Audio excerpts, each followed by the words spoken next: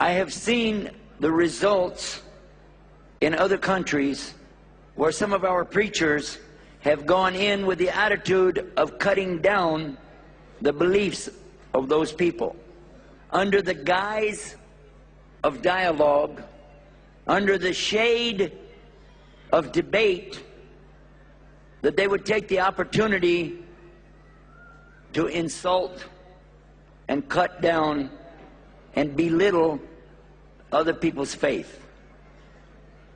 When I was still a Christian and being introduced to Islam, I got a little small taste of it. I didn't like it. When I became a Muslim and saw it, I really didn't like it. I couldn't put my finger on it. I didn't know what it was. It was something, though. Only in the last few years have I come to know the difference between a dialogue and a debate, and then another one which is just nothing more than an attack on other people.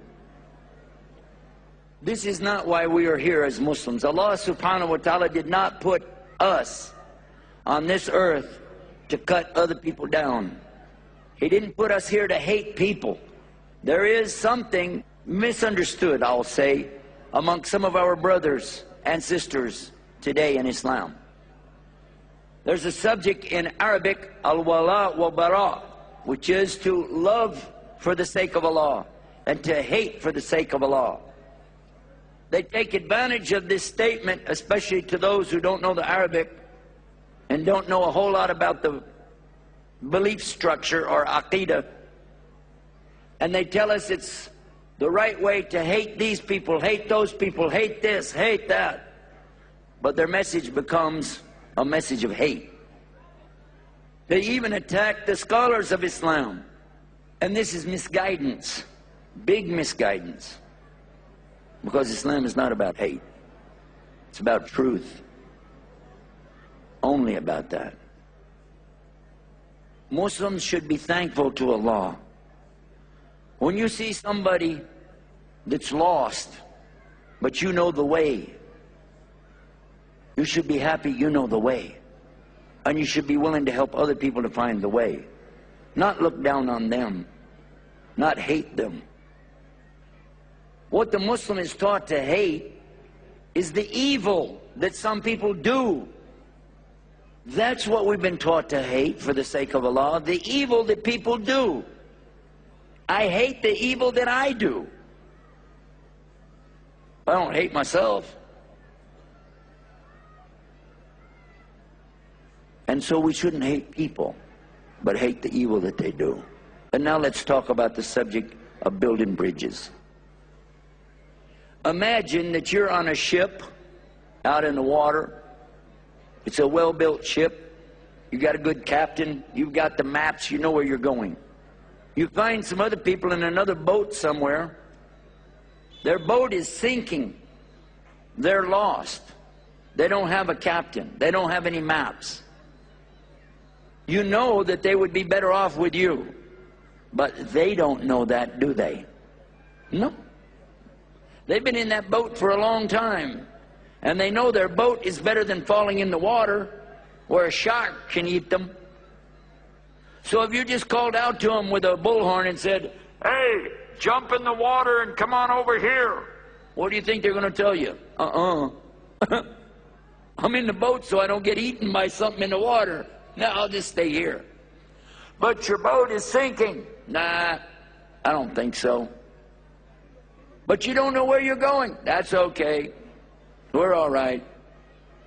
You will never convince them to jump in the water.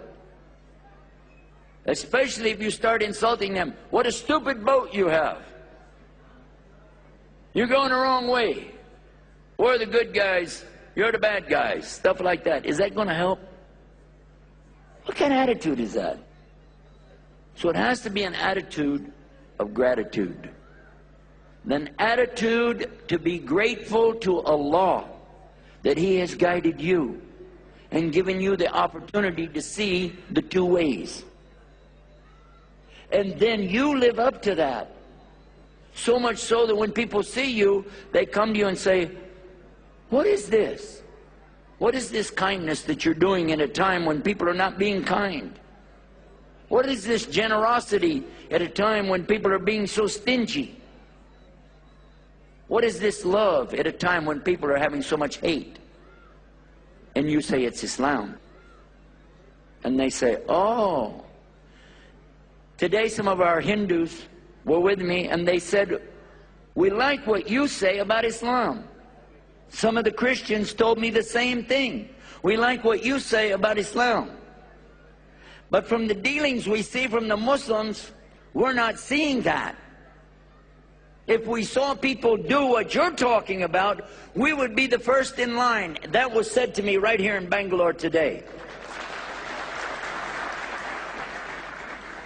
So you know what?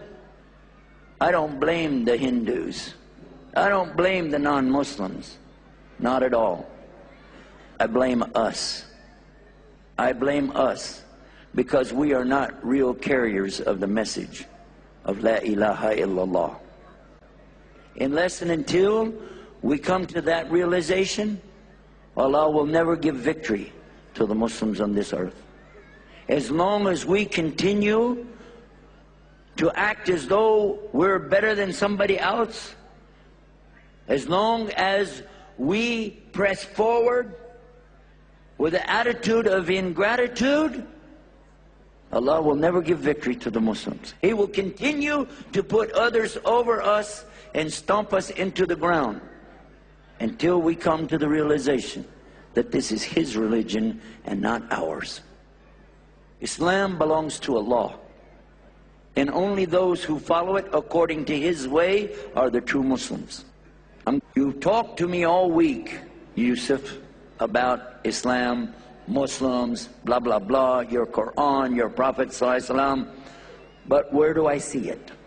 Where can I see an example? When I came into Islam, I realized something. Islam is the best product on the earth. But when I met the Muslims, I realized, and we are the worst salesmen of that product. Want to build bridges? Build it out of kindness. Build it out of understanding, sympathy. Open up your heart. Realize these are human beings just as you are.